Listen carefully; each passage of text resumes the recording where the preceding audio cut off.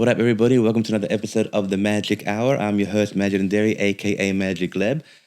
Please follow me on my Instagram at Fame Film Agency and click that subscribe button, and on my YouTube at MagicLeb. Today, we have a guest from Canberra. Canberra-based stand-up comedian, sketch performer, musical, comic, and writer. Yeah. Please welcome Laura Johnstone. Thank you. Thank you so much for having me. That's one hell of a resume. Yeah, wow. You know, you got all this going on. You know, I can do all of that except for the musical part. Oh, nice. All right, but I have, these two awards I won for actually composing musical promotional videos. Ah, cool. So, but not for comedy purposes, but just for promotional purposes. Yeah, sweet. So nice. Welcome. Thank you very much. All right. So please tell me about The Fringe. Oh my You got a gosh. show? I do. I'm having so much fun. I was doing 2 shows. I wrapped up one of those shows on Sunday. It was called You Can Heckle But Only When I Say. It was really dumb. It was so much fun. You can heckle only if I say. Yeah, but only when I say.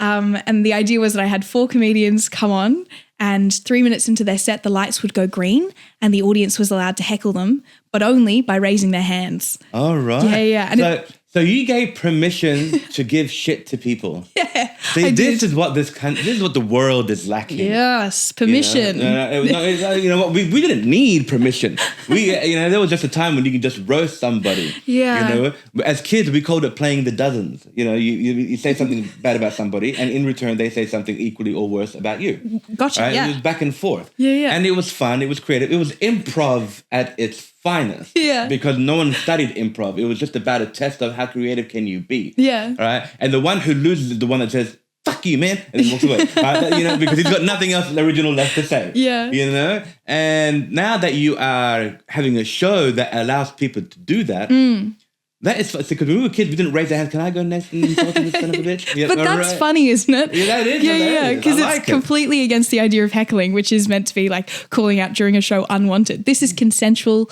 heckling. This is like roast battling from a different point of view. Yes, yeah. Without actually having to pick a battle, you just say whatever you want on the spot. And the best part was that I had a couple of naughty chairs set up in the back, not facing the stage. Mm-hmm. And so if any audience member heckled at the wrong time or didn't raise their hand and heckled, they were sent to the naughty chair and had to not watch the show for 2 minutes. Oh, wow. Yeah. You get a timeout. You did, yeah. Yeah. It was really fun. I'm guessing was this a sold out show?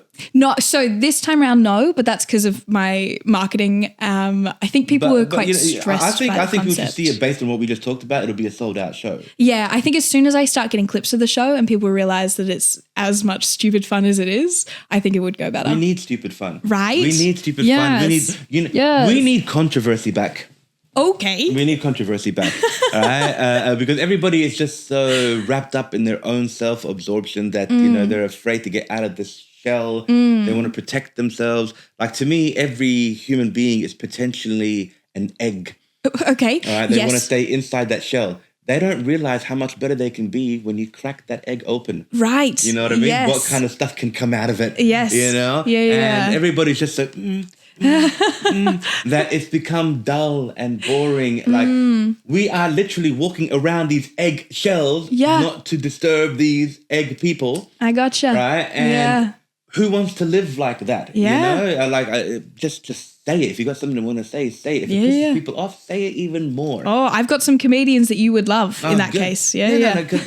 And to me, comedians who get offended, they're in the wrong business. They are in the wrong business. You can't. You know, it's like, I don't know. It's like being a gynecologist, but you're afraid of women. You know what I mean? Like, what would be the point? You know? That's terrible. But I'm just saying, like, what would be the point? You know?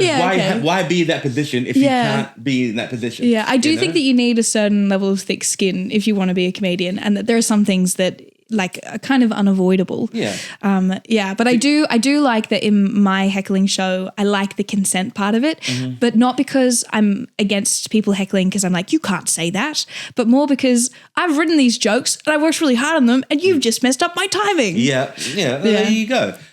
You got all different types of comedians, right? You've got the ones that are obscene with profanity. Yes. You got ones that are very PG type. Yes. All right. But it's still all part of the same kind of fundamental community. Yeah. You know, Yeah. where there's, there is room for this and there is room for that. There's this kind of style and there's that kind of style. It's like music. Exactly right. Where it's overarching. But if it's entertaining and it's funny, then who's it hurting? Whether they're talking about something mundane, because people can take something mundane and make it hilarious. Yep. And people can take something that's controversial that nobody should talk about and make that hilarious. If they do it really well. If they do it well. I mean, it is a skill. Yes, it is a skill. Yes. So at the end, what's the harm? What's the harm? I'm glad we're talking about this. I'm glad somebody is bringing that topic up. Yeah. Because it's on everybody's mind, but nobody knows how to express it because it's on everybody's mind. I do think, though, that you need to be good enough at comedy to justify bringing up that topic. Pretty much. Yeah. You can't bring it up not prepared. Yes. Because you will get... That's when the harm happens. booed. Yeah, because you're not funny enough. No. Yeah. It'll be a Michael Richardson thing all over again where I don't know if you heard about that incident of back 15 years back. No. Where he got so... he wasn't doing too well on stage, so he was trying to get a shock laugh, and he's a white guy. He's Kramer, and he said the N-word. Oh, no. All right? Oh, no. Multiple times. No. All right? And it didn't work out well for him. You know what I mean? Yeah. All right? So, but he bounced back after 15 years. All right? People started to forgive him after 15 years. And now he's back doing his own thing. But, I can understand when you get clamped up. Because, being on stage can be nerve-wracking, especially if it's not going the way you thought it was going to go. Especially if you did material that worked everywhere, but in one place it's just not working and you don't understand why. I mean, everybody else around Australia was laughing at this. How come these people aren't laughing? And then you do something stupid and say something wrong. Yeah. And, try to get a shock laugh. Yeah, I'm not a fan of cancel culture. Mm. Yeah. Okay. Yeah. So... you have quickly built a momentum. I have. I also only talked about one of my 2 shows. Okay. Yes. Can I talk about the second one real fast? You can talk about whatever you like. Yes. The second one's called What to Watch. It's 30 minutes long.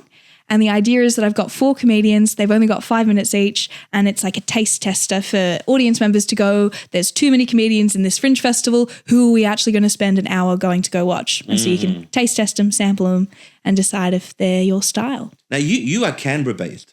I have been, yes. In like 10 days, I'm moving to Melbourne. Oh, so then you're going to be Melbourne-based. Then I'm going to be Melbourne-based, Okay, now, during your time in Adelaide, which comedians have you worked with so far? Whoa. Which comedians? I've a lot of them because they've all been on my lineups.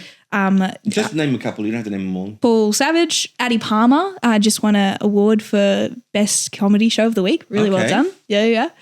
Who else? Sean Wickens is a time traveling comedian. Who else? Jeremy Smith. He's a Canberra-based one who's got his final show tonight. Okay.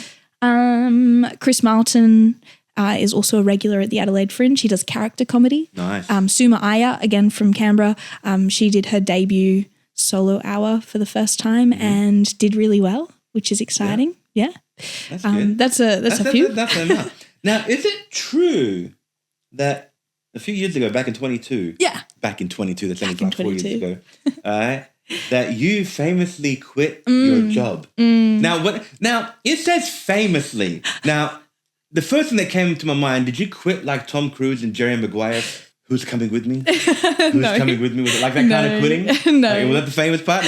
What made you quitting your job so famous? I actually really loved my job. I think that I'm not sure famous is the right word. Infamous is maybe more accurate. Okay. I quit my job for stand-up comedy 2 weeks before I tried my first ever stand-up comedy gig. Yeah. So I'd never actually seen stand-up before. You'd never seen it and you just jumped I hadn't tried it. I was like, I know that this is what I want to do with my life. And I know that in order to do it, I need to be like no parachute, fully throw yourself at it. And so I quit the job that I loved. The job that you were working in, it had something to do with law? No. So I was trying to be a law student way back when, but the job that I was doing, I was an APS worker, Australian. Oh, what does APS stand for? Oh, are you asking me or telling me? I've never asked that. Australian, I don't know. It's the people that work for the government. The government job. No wonder they are so discreet with their abbreviations. Yeah. And yes, and acronyms. Yeah. That's terrible. Yeah, but I was working as a tour guide at the Royal Australian Mint. Okay. And I was telling people about coins. I still don't know what SBS stands for. I know broadcasting. I don't something, either. But all I know is broadcasting. Standard broadcast. No, I don't know. Yeah, see, there we go. All I know is that it's dominated by foreigners like me. Hey. So that's all I need. That's all I need to know. So you can save your BS for the SBS. All right. So, and within a couple of years, you had already performed the Melbourne International Yep. Comedy Festival. Yep. You toured Edinburgh. I did. I took my show to Edinburgh. Yeah. And the festival Fringe there. Yep. And you became a 2-time ACT or ACT Raw Comedy finalist. I did. You didn't win? No, never. But you became a finalist. Yeah. Twice. Other people were funnier than me. Sucks. Did the two that won, were they Funny? also female or men or a male or what other were they? It was a mix. Oh, it was a mix? Yeah, Okay, yeah. but do you remember who won, if it was a man or a woman? First year, I think Jackie and Trish won. Second year, Suma won. Third year, I didn't go in third year, but third year, a guy called, very funny people, Charlotte Couric and Nick Starkey won. Finally, men won because because this year in the Adelaide Raw, female won. Tilly Harrison. Oh, nice. And it's like I'm so happy for them because like they don't have as much. I wouldn't say they don't have as much opportunity, but they're always outnumbered. Gotcha. You know what I mean? There are always more men than women. Yes. That are doing comedy. Yeah. So to see a woman rise above it all and just like, haha, it's kind of refreshing. Yeah. You know, so that's why I asked you if who won during your time, was a man and a woman. Wanted to see what it was like. Do you find that also, like when you're performing in Canberra or competing in Canberra, that you are competing mostly with men than you are with women? I would say that the open mic circuit is more men and that the paid circuit is like closer to a 50-50 split. Okay. Yeah. Nice. That's pretty cool. I know, it's pretty sweet. Canberra's a bit different. We have a really fantastic local scene. Do you know a comedian by the name of Hadi Kalim? Not yet. Maybe. Yeah, he lives in Canberra. He's a Lebanese comedian. Wait, I think I actually do. Yeah, he's a bald-headed man. Yes, yeah. I think I've seen him once or twice, or like been on a lineup with him once or twice. Yeah. I mean, he's making headways. Hey. He's been on SBS as a foreigner. One should. And finally we get to see a Lebanese on SBS not wearing handcuffs. Hey, so it was pretty cool. It was pretty cool, and he wasn't selling drugs, so that was even better. You should try and get him on this podcast. I know him. Oh, I know sick. him. No, I've known him from way back when. We didn't hang out much, but we're all part of the same community because we are both the same religion. Yeah. And so we know a lot of the same people. And so, but he lives in Canberra. So, but when he's here, I'll be sure to get him on the show. Yeah. Because I want to know if you worked with him because I think he is going places. I don't know much about if he's entered any competitions, but I know that he's had shows. Yeah, he opened for George Kapniaris 2 years back. Nice. Less than 2 years back. Here in Adelaide. So this guy's going places. Yeah. I'm pretty sure I've seen him in a venue called Smith's Alternative in Canberra. Yeah. And I'm also pretty sure that he was funny. But it was a couple of years back now. He's good. I mean, look, telling a story about any Lebanese person's life is funny. It's just the way that we are. Now, you ended up developing your own Soul Hour show. Yes. Did we discuss that already? I don't think so. That's the show that I took to Edinburgh. But yeah, I did it 68 times across Australia and Edinburgh over 2 years. 68 1-hour shows. 68, yeah. And different iterations of them as well. So sometimes I'd swap things out or, yeah. So you've definitely gotten over the nervous jitter part by now. Oh no, I still feel it. Yeah. Yeah, but you gained like massive confidence by this time. I'm definitely, far more confident. I've got tricks. 68 hours on stage. Yeah. That's a lot. But I do suffer from stage fright. So I've had to put in place tricks to deal with the stage fright. But doesn't there come a time where you feel more comfortable on stage than you do off the stage? I'm hoping so. Yeah. I'm not there yet, that would be awesome. Okay. Like I remember there was an interview when they interviewed Michael Jackson, and the question they asked him, do you feel more comfortable on stage than off the stage? And he always said, I actually feel more comfortable being on the stage than being off it. Yeah. It's like it was an addiction kind of thing. Yeah, you had to be there. Yeah. And yeah. One can only aspire to actually be that confident and that cool. You know what I mean? Yeah. And to make, I doubt he had an unsuccessful night on stage in his entire career. I doubt. No, everyone has. No, I doubt he did. I don't think MJ ever had an unsuccessful night on stage. I think surely it's part of growing in showbiz. No, you would think so. Yeah. You would think so. And when they started out, he was 6 years old? Yeah. But they were performing locally, like in the neighborhood. Oh, it still counts. You know what I mean? Yeah. All right. And, I just doubt that anybody went boo or get off the stage. I doubt that Michael ever experienced that. I mean, I think he would be one of the exceptions that would never have gone through that type of humiliation. Yeah. He's gone through other personal humiliations, obviously, but nothing that had to do on stage. Yeah. I mean, it's Michael Jackson. Like that. This is what differentiates comedians to pop stars. Nobody has heard. When you hear a joke, time and time again. Yeah. You'd be like, yeah, I've already heard that one. Yeah, give it something else. If Michael sings Billie Jean for the 3,000th time, they're not going to say, oh, we heard that one, Mike. No, they're going to be like, ah, Yeah.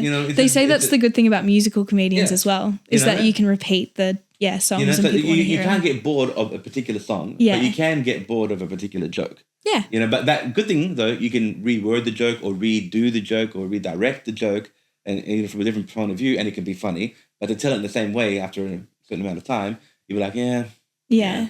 It was funny. I mean, it is funny. But I just heard it. I will say though, I watched Jerome.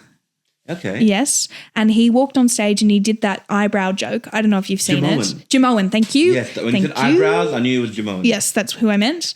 He did the eyebrow joke, and he's been doing that for 20 years? Yeah. And it killed. And it still kills. Do you know why it still kills? Why? It's the accent. All right. To me, it's the accent. All right. I mean, this guy is so funny. Like, imagine he was to say that same joke in an American accent. It wouldn't be as funny. Or if he said it in an Australian accent, it wouldn't be as funny. Yeah, if he wasn't him, it wouldn't be as funny. That accent that he has is what makes it funny. There's this new Indian comedian. He's so new. I forgot his name, but I'm seeing his face everywhere. He's this young, he couldn't be more than 23, 24. Yeah. Young Indian comedian with a very thick Indian accent, like extremely thick. Russell Peters went to go see him, and he's got a small venue. It's not large, but small venue, but Russell Peters was in a small venue, and Russell was cracking up the whole time. Yay. Now, I can't help but think, this guy was funny, but if it wasn't for that accent, would it still be as funny? Because I'm laughing at the way he's saying the joke and the way he's pronouncing the words. Yeah. And the joke is funny in itself,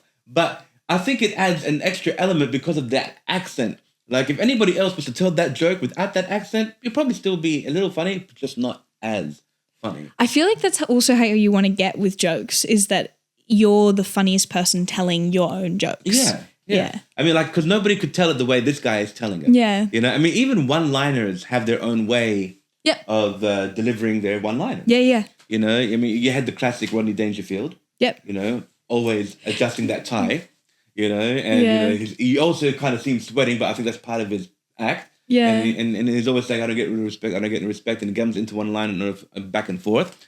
And then you got people like Stuart Francis, a Canadian, who just rips one after the other. Yeah. After the other. Yeah. And it's like a non-stop. Yep. And then you got Mitch Hedberg, who's this laid-back guy who looks like he's high constantly. He wears shades a lot in his act, and he's looking down because he suffers anxiety. He doesn't look at the crowd. And the way he delivers his jokes, it's just so calm and cool, but they hit you hard. Yeah. And then Stephen Wright, who sounds like he just got out of bed. Yeah. And then you've got like smaller ones like Nick Schuler, who's breaking out into the scene, and he does deadpan one-liners. And he also does like longer than one-liners, but man, is he deadpan. Yeah, you see, and like they all have that kind of style. And then you ask yourself, if somebody imitated the exact same jokes, but not in the style that these guys are doing it, would it hit as hard? Probably not. Yeah. I think, they talk a lot about having your own persona on stage. And I definitely think that once you've developed your own persona and that you stick with that persona, your jokes will hit harder. Yeah, of course. No doubt about it. Now, you do something that's very, very dear to my heart. Oh, yes. You do sketch comedy. I do. That's how I started. I do sketch comedy. Ah. I think I've published now from online 50 sketch comedy films. Oh my gosh. Yeah. Right. Oh my gosh. 10 minutes and lower. I think I've got one or two that's probably beyond 10 minutes. Yeah. Right. But because in Bahrain, I was doing comedy in Bahrain, not here. And the comedy scene stand-up comedy wasn't as big back then as it is now. Yeah. And they only had it available like maybe a month or 2, 3 months tops for the whole year. Then you got 9 months of no comedy, like stand-up. My gosh. It's just the way that it was working there before they finally found their own voice. Yeah. So in that time, I was doing sketch comedy because I had so much material, but it wasn't just material on stand-up. It was material on sketches, like creating funny scenarios. And in Bahrain, it was just so much easier. I was knocking out one sketch per week. Oh my gosh. You know what I mean? That's incredible. Right? Yeah. And here, since I've been back now for just over 2 years, I've maybe done 4 in 2 years. No, get back into it. It's so good. I'm into it. Oh. People aren't, because a lot of my sketch comedy is controversial. But it's funny. It's not making fun. It's not being demeaning for no reason. It's not being demeaning at all, actually. But it's not attacking certain issues for no reason. Yeah. Right? And I'm not talking political issues like what's going on now. I'm not talking about that. I'm staying clear of that. Yeah. Right? But it's more got to do with race or gender or, topics about sexual harassment, for example. Right. It tickles the boundaries of that. Gotcha. Without breaking the law that it would offend. Yeah, and that's a lot of comedy. Yeah, it's working out what that boundary is. And I keep getting people saying, I'm trying to keep it PG. I said, dude, what are you, Bill Cosby? You know what happened to Bill Cosby? He's not so PG. No. All right? Calm down. This is funny stuff. I've got something funny. All right? And I need people to be a part of it. So I'm basically looking for brave actors. And the thing is, I can pay actors, but I don't want to pay actors. I want to give comedians this opportunity. Yeah. You see them on stage, and some of them are good. Okay, how good are you in front of a camera? Yeah. In a sketch, let's see how good you are. Well, there's definitely... How creative can you get? Because they're 2 different mediums entirely. Yeah. When you're on the stage, it's your world. Yes. Okay, now try to be a part of the sketch world. Yeah. Right? Yeah, I'm is going to very give you different. a character. What can you do with this character? Yeah. It's like an improv as well skill. Yeah. Yeah, right? yeah. Now, some of my comedian colleagues taken advantage of it, and they went with it, and it went well. Yeah. All right? And some said, you know what, it was great, but it's not my cup of tea, or this one is too much, or I'm afraid that if my boss sees me in this one, it's like, oh, come on. Nobody should be in fear of losing their job or whatever, because you're not saying anything that is wrong or that can be seen as wrong. Yeah. I mean, that is the tricky thing about social media is that, it does get seen by a lot of people, and the response from those people online can be actually quite terrifying. Like, I haven't even put out anything controversial, and I still get kind of scary messages now and then. That's amazing. I have till this day have not received one bad comment in any of my sketches that I've done. Not one. And I even broke the rules with some of them. Yeah. I even broke the rules, and they said, this is hilarious. This is funny. Oh my God, I can't believe you did this. This is great. And you don't get any messages being like, how dare you put that up? Wow. No. I did get one that said, how could you do this? We are not like this at all. This is very stereotypical. And I said, yes, it's very stereotypical, which makes it funny. Right? He didn't say this is racist. He said this is very stereotypical. There's a thin line. They say there's a thin line between being racist and being stereotypical. I think the line is so thick, it's as far as the eye can see. Being stereotypical is not the same as being racist. I don't think it is at all. I'll give you the perfect example. example. I'm going to give you a scenario. I was at a party one time, gathering, people. And this one guy, this white Australian guy, walks up to me and goes, "You're Lebanese, right?" And I said, "Yeah. So you must love hummus, tabbouleh, and all that kind of stuff." And I was like, unbelievable. The man doesn't know my name. Huh? How the fuck did he know that I love hummus and tabbouleh? You know what I mean? Right? Yeah. Like, now that, you can call that, some people, white people call it, that's racially insensitive. Just to assume that. But we're not white. We don't think the same. You know? Like, if a Mexican saw a white person wearing a poncho, that Mexican would be proud that white person's wearing a poncho.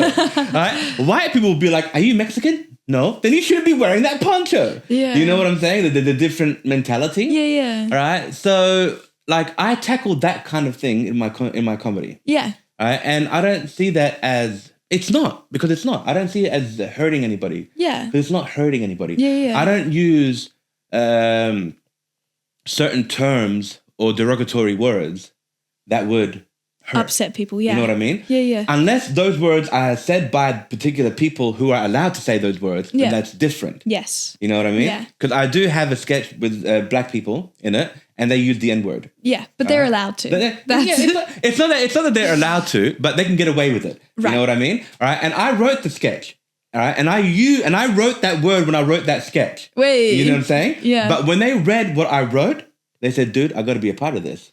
All right, this is fucking hilarious. I got to be a part of this. That's cool. You know what I mean? Because it's like when you're writing for a character, you have to see it from that character's point of view. So if I was writing from an Asian point of view, I have to get in the mind of how an Asian would react to this kind of situation, as opposed to how would maybe a white person react. And that's one of the tricky things about sketch comedy. And that's writing, but that's writing at its core. Yeah. You know, like I can't write about a black person from my Lebanese point of view, thinking, oh, he will act the way I would act. That's not true. No, yeah, that is not true, and I'll be wrong. And people that would read it would say, "This is wrong. This is wrong. Don't do it." Yeah, and I would respect that, and I would accept that. But I know the rules. I know the rules of writing. Let's just say, like I know the rules of writing a screenplay, but that doesn't mean I can write a successful screenplay. I just know the rules on how to write a screenplay. Yes, you know, the creative part comes from a different part, a different medium of you. But when I wrote these sketches, and I'm very familiar with black culture. That's, I'm very, very, very familiar with black culture, and having a lot of black American friends while living in Bahrain helped me understand that culture even more. Yeah, you know what I mean. And growing up on Richard Pryor, Eddie Murphy, Dave Chappelle, you're gonna understand what is right and what is not right. Yes, So the sketches that I wrote were hilarious, and I'm just trying to find that now, and hopefully someday we can share sketches that we've written and see what we can do with it, because I've got one that is so hilarious and it's so controversial, but it doesn't break the rules, but it is so funny. Your jaw will drop. And I'm going to tell you the sketch after this podcast is over, and you guys gotta get to hear it. All right? And if you want suggestions for comedians that are like also more that style, I do know some as well. That's fantastic. I'm going to get their names and Instagram channels after this. Now, getting back on track. Your inspirations. Who inspires you? Whoa. Growing up, musical comedians is mostly what I listened to. So, am I safe to assume that you like the Flight of the Conchords? Do love the Flight of the Conchords. I love Tim Minchin. I love Sammy J. For like my year 4, there was a poetry reading competition, and I decided to read a Tim Minchin song out loud as though it was a poem. Oh no! I was banned from the competition, but yeah, loved it. Loved the song. Okay. Yeah. Were you banned because you were supposed to come up with your own original piece, or you were supposed to recite something that wasn't rude? And that was rude. Oh yeah, okay. yeah. You know what? You know what would have been hilarious? What? If he got up on stage and goes, "Fuck the Police" by NWA. Yeah. And then he said that in such a nice, white way of saying Their it. monocles would have fallen out. Yeah. Fuck the police, coming straight from the underground. And then that would actually be funny. Yeah, there's a sketch comedy in that. All right, so I see where you're going with that. Yeah. No wonder they kicked your ass out. But you're kicking ass now, so where are they? So, but why sketch comedy? What made you want to get into sketch comedy? A man named Menashe. Menashe. Yes. I want to meet this person. Oh my gosh, he could dance, he could sing, he was funny. That's an interesting name. Where's he from? He's from Zimbabwe. Okay. Yeah. And he joined something called the ANU Law Review, which is a sketch comedy group for law students, ostensibly. I'm not a law student, but I swindled my way in. Mm-hmm. I did Women's Review first. So in 2018, I did my first sketch comedy group. It was called ANU Women's Review, and that's because I thought I wasn't good enough for law review, and I was so excited to be around other women who wanted to create sketch comedy. And then after that show, one of the directors of the next year law review came up to me and was like, "Hey, you were really good. Oh wow! Like, we'd love to see you in law review one day." That's pretty cool. Yeah. So Menashe is also based in Canberra? I think he's in Queensland. I haven't checked in with. He's a lovely man. I haven't checked in with him for a while. Okay. But yeah. Okay, Queensland, because I'm going to stalk this guy. Yeah, we did ACT debating together back in the day. Sweet. When you say back in the day, how back are we talking? Oh, we're talking like 2015. Oh yeah, that's back in the day. That's back in the day. Yeah. All right. Yeah. All right, cool. Now, do you recall what was the biggest crowd you ever performed in front of? Yeah, because it was recent. Technically I've done 5 minutes in front of 1,000 people. Wow. Yeah, which is crazy. But the biggest crowd I've ever performed to who were there just to see me, I did my solo show in the 30th of January in front of 426 people. Wow. Yeah. And that's people who know you. Yeah. That was people that came to see my show. Wow, Came to see me. 426 people came to see you. Yeah, how crazy is that? That is insane. That's so crazy.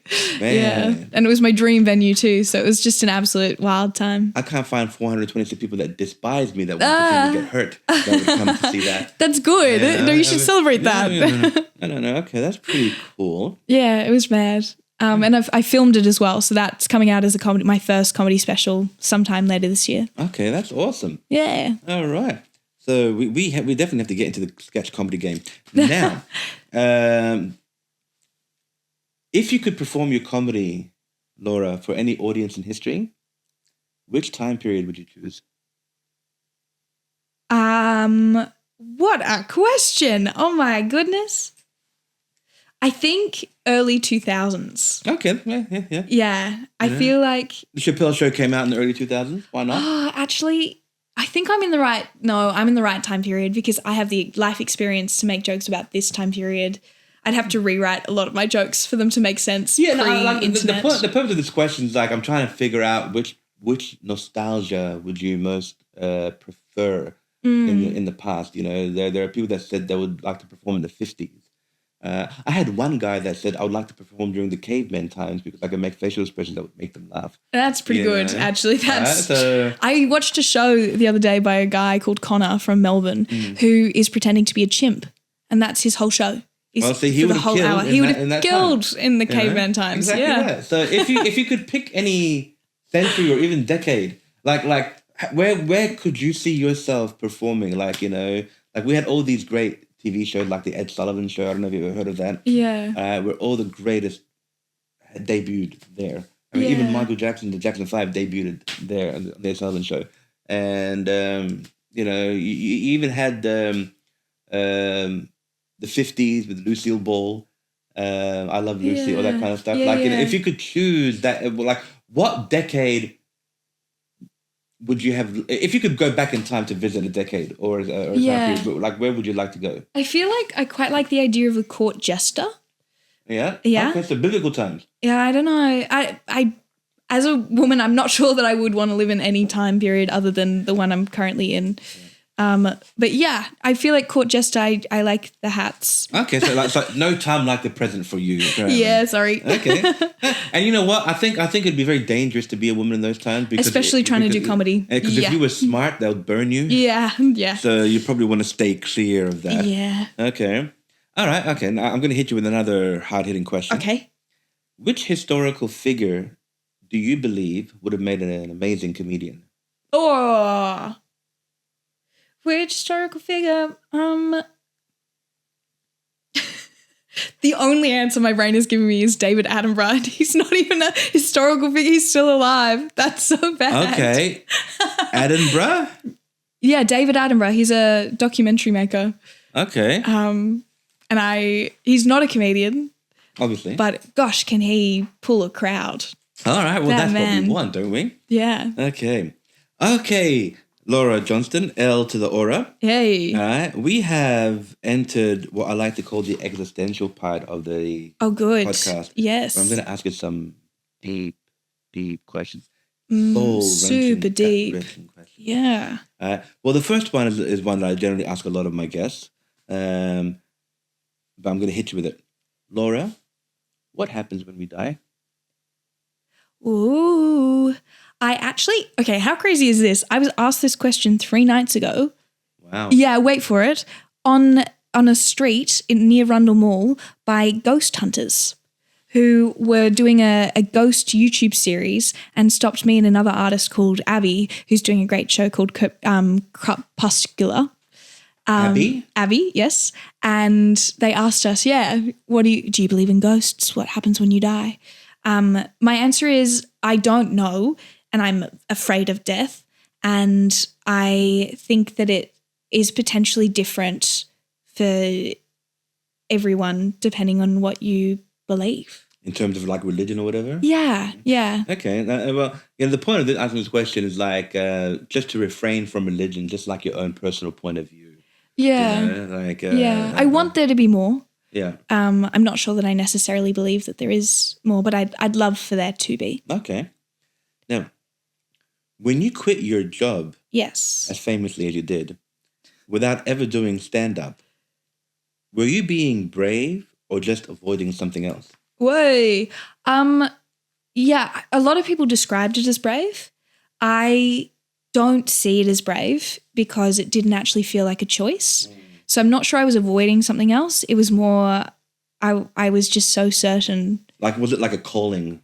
I don't know if calling sounds like a strong word, but I will say that now that I've tasted comedy, I can't picture myself doing anything else. Mm-hmm. Yeah. And once you've had that chocolate brownie, you don't want anything else. It's addictive. Yeah. Yeah. Okay. Yeah.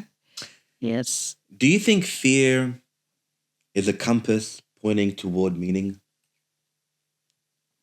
Is fear a compass pointing towards meaning? I think fear is good. I think we should listen to it. I think that nerves before a show are good because it shows that you care. I think life without fear, it would be hard to have meaning. So let's say yes. Fear is a compass that points towards meaning. Okay. Si, senora. Okay.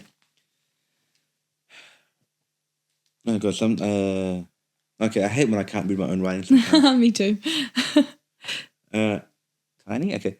Are jokes tiny attempts at control in an uncontrollable universe?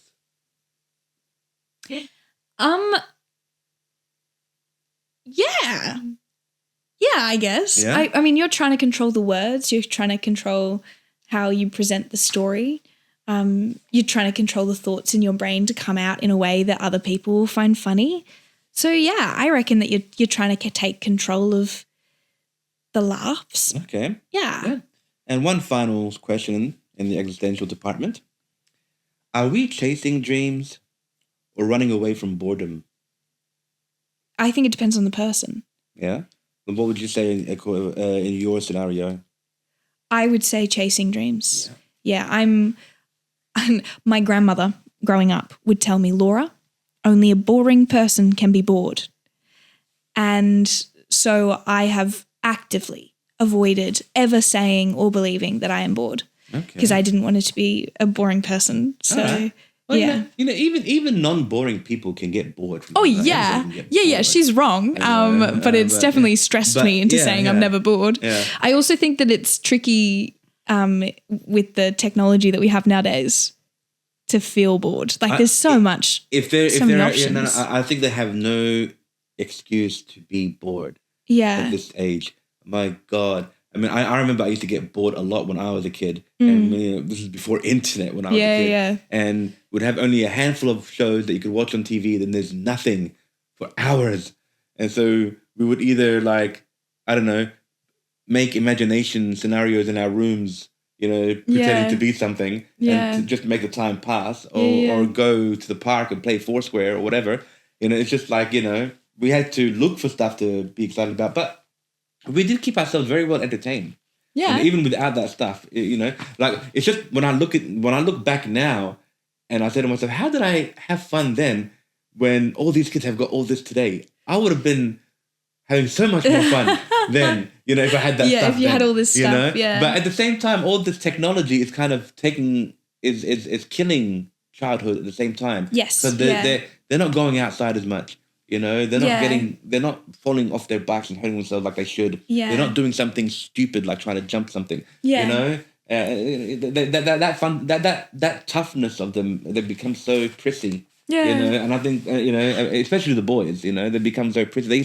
We used to dare each other to do something stupid when we were kids, and we used to get hurt, and we used to love it and laugh at it. Yeah. Right? If we bled, I got another scar or whatever. Now it's just I don't know if it's a weaker generation or a stronger generation. Maybe mentally strong. I don't know. All I know is that if we had half the stuff that they had today, we would have made more of it than these kids do. There's a comedian called Tom Gibson in Canberra, and he's got a show called Bored Scared where he talks about this. Okay, there you go. See, so it's very funny. So it's on people's minds. Yeah, it definitely is. Yeah. People think about this kind of stuff. I will say that I think, and maybe I'm wrong, haven't really thought this through, so take this with a grain of salt.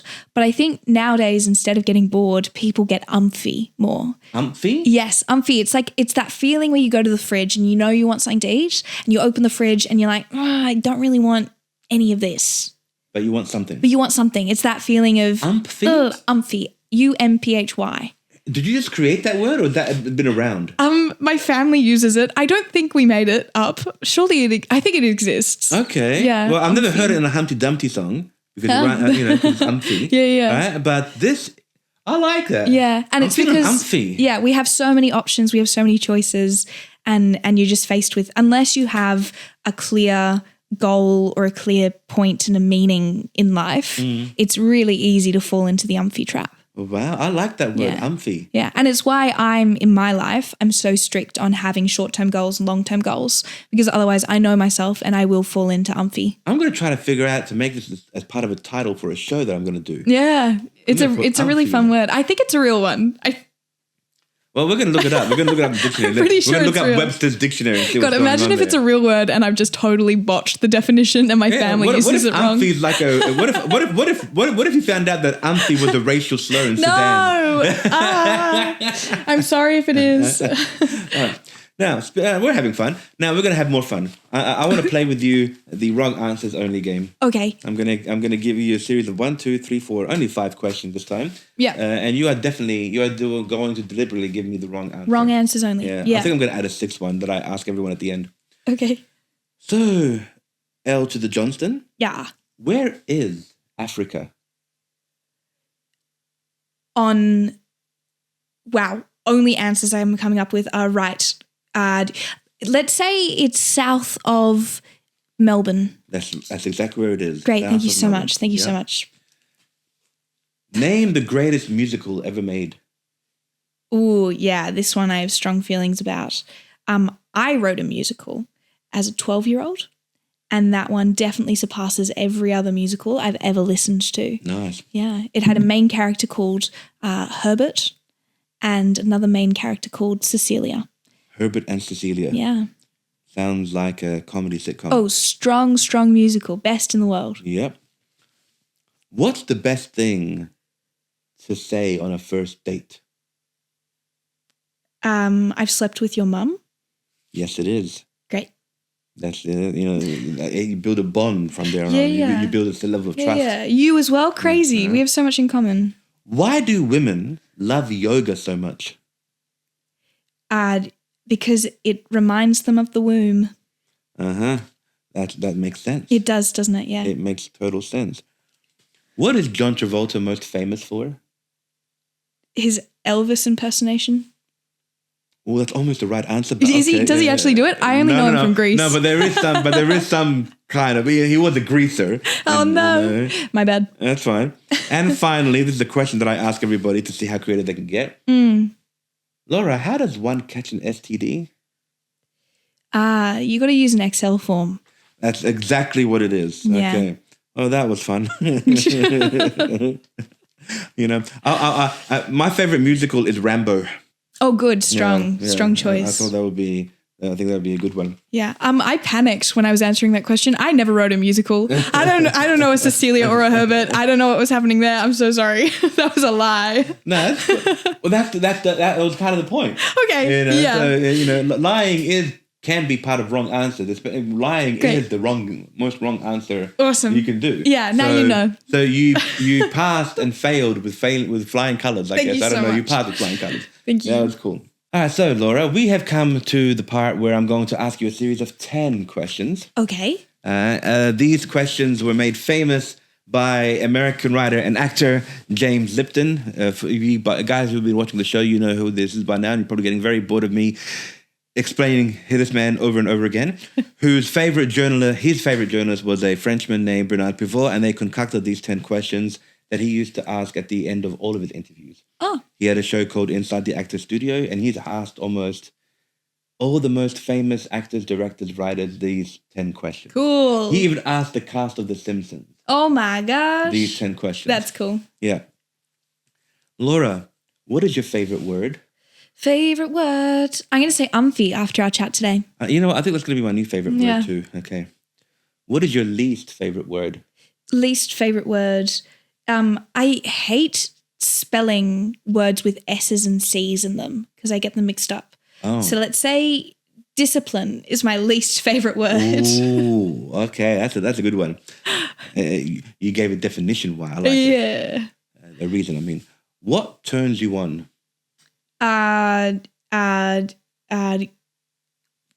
Dancing and good singing. Okay. Yes, and good comedy. Yes. What turns you off? I don't like aggressive driving. Scary. Okay. Yeah, let's go with that. And I don't like bubbles or if they're too into their cats. Don't like that either. Okay. Yeah. Oh, there's so many cat videos going on. I know. I'm not against cats. I'm just allergic. Okay. Yeah. What is your favorite curse word? Fuck. What sound or noise do you like? Well, I quite like a duck noise that I can make. Okay. Yeah. Do you want to hear it? Sure. Okay. Oh, it sounds like Donald Duck. Yeah. Nice. My grandfather can do it too. Nice. So. I love it. What sound or noise do you hate? I hate the microwave beeping. I like to open it before it beeps. Or a cricket as it has its first beep, Yes. so it just beeps once, 4 or 5 times afterwards. You I betcha. think we all do that. Yeah, right. You know? Gotta And do if it. I don't get there on time, I'm just like, fuck it, just wait for it to be over. And I never like that moment until it's over. Yeah. Yeah, I can understand that. Thank you so much. Thank you. What profession other than your own would you like to attempt? Great question. I love singing. I don't think there is another profession that I would want to do, but it would probably have something to do with singing. Okay. So I'd love to represent Australia in Eurovision. That would be awesome. Or to be a commentator at the Olympics. Can Australia That'd be in sick. Eurovision? It is, baby. But it's not a European country. I know, we've been let in. We got special permission. Well, I mean, it makes sense because if they can allow a country that's in the Middle East to be there, that's got nothing to do with Europe, then why shouldn't Australia be there too? Yeah, Okay. their rules are interesting. For Eurovision. That's weird. Australia is now represented by or be a part of Europe. It has been for the last 4 or 5 years. Really? Yeah, or last 4 or 5 Eurovisions. Okay. I don't even want to touch that right now, but okay. That's fair. Okay. What profession would you not like to do? I think I would be a terrible accountant or anything with Excel spreadsheets. I'm really bad at reading. I'm really bad at numbers. Mm-hmm. So anything where I have to like check line by line that it says the right thing. Like That would proofreading and oh stuff like god, that, yeah. oh my god, I'd hate it. Or like check that the maths adds up. That's a terrible idea for me. Okay. And we touched on this last question slightly, but here is in more detail. If heaven exists, what would you like to hear God say to you when you arrive at the pearly gates? Thank you for living. Ooh, that's a nice one. Mm. All right. Okay. If you would like anybody to take anything away from this podcast, what would you like for them to take away? To take away that it's fun doing podcasts. Thank you so much for having me. Okay. That they should come see my show, What to Watch, until the 12th of February. And if they missed that, then they should follow me on, not February, what month is this? March. 12th of March. And if they missed that but would like to support me in my comedy dreams, then follow me, Laura the Comedian, because I'm releasing my special later this year. Okay. The 12th of March. What the name of the show again? What to Watch. What to Watch. Yeah, it's only 30 minutes long, 4 comedians. It's bloody fun. It's bloody fun. And don't you guys miss it. Thanks for joining us in this episode of the Magic Hour. I've been your host, Magic Dairy, a.k.a. MagicLeb. Again, follow me on Instagram at Fame Film Agency and subscribe to my YouTube channel. And for the love of God, follow Laura Johnstone on her Instagram. Check out her show. Do not miss it. 12th of March at the Adelaide Fringe. It's going to be totally worth your while. It's really fun. It's really fun. Thank you so much for having me. This is fun. And Thank you. when you become huge and famous and you're opening up for Jamoan. Oh, yeah. All right. I want you to think of this moment and come back and say, I opened for Jamoan. And next year he's opening For me. Exactly right. All right, everybody. Peace out. Thank you. I'm broke, bitch.